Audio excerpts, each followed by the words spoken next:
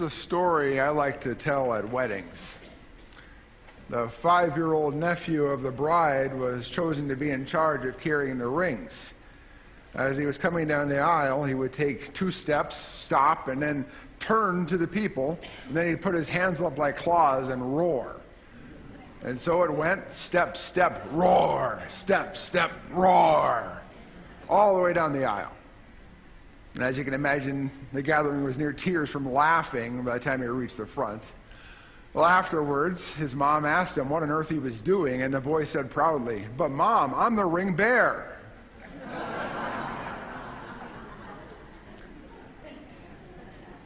Well, like so many of us, that little boy misunderstood just what role he was supposed to play. He thought he was supposed to be large and in charge. He thought he was the star of the show. He thought the spotlight was on him. But he wasn't supposed to be a bear. He was supposed to have the supporting role of ring bearer. His role was important. The bride and groom needed those rings down front. But the reason for the wedding celebration was not him.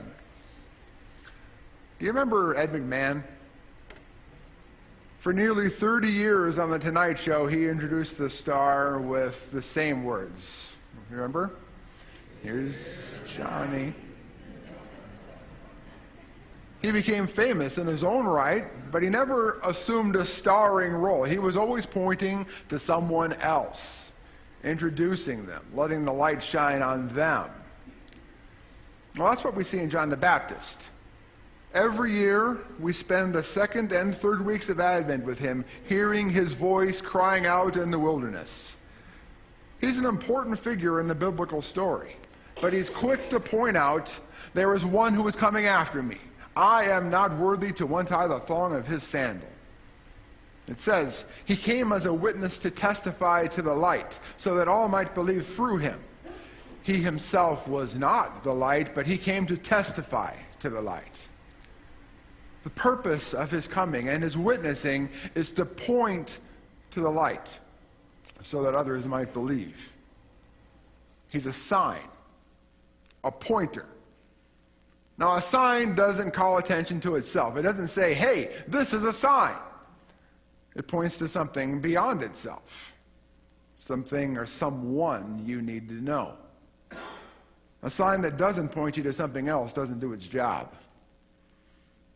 You know, have you ever seen a commercial that you thought, "That was a great commercial. What was it for again?"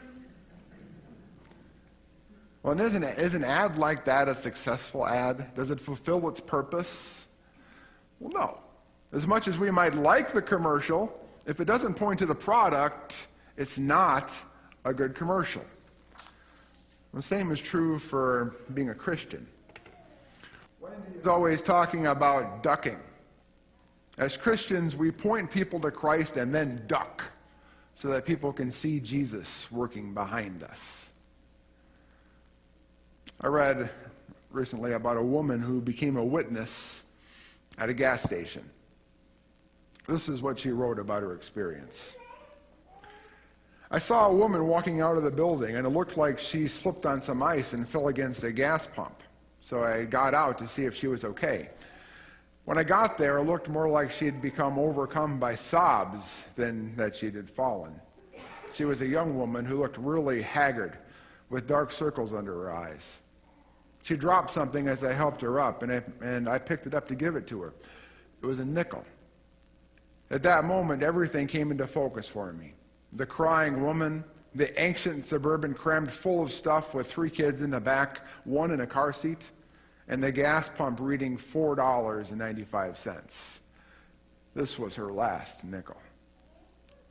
I asked her if she was okay and if she needed help, and she just kept saying, "I don't want my kids to see me crying." So we stood on the other side of the pump from her car. She said she was driving to California, but things were really hard for her right now. So I asked her, "And you were praying?" And that made her back away from me a little, but I assured her I was not a crazy person and said, "It's okay. God heard you. He sent me." I took out my card and I swiped it through the card reader on the pump so she could fill up her car completely. And while I was fueling, I walked next door to the McDonald's and bought 2 big bags of food, some gift certificates for more, and a big cup of coffee. She gave the food to the kids in the car, who attacked it like wolves. And we stood by the pump eating fries and talking a little.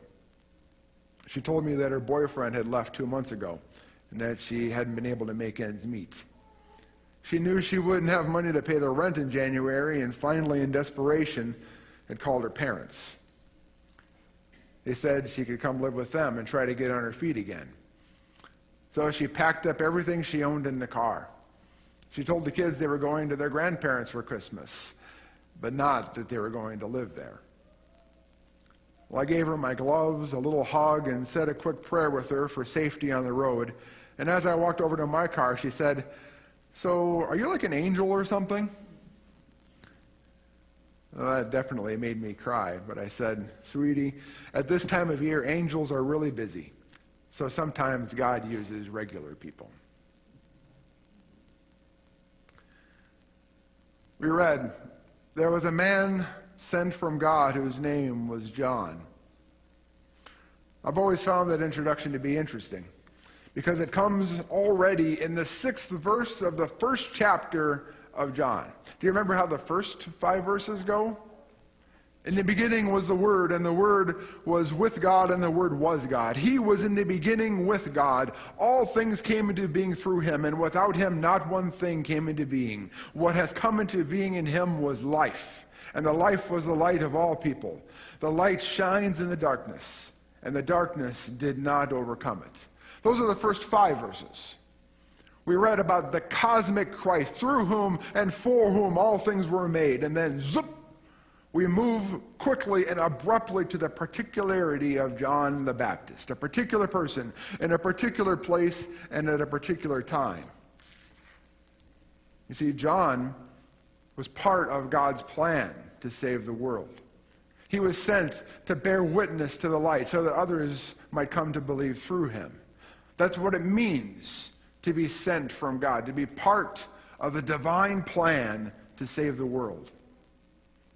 No one else in John's gospel, apart from Jesus, is described as having been sent from God. Until near the end, when Jesus says this, "Peace be with you. As the Father has sent me, so I send you."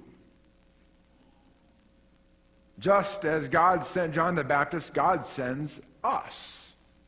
So if the God-sent-ness of John makes him part of God's divine plan, then Jesus makes us part of that same plan.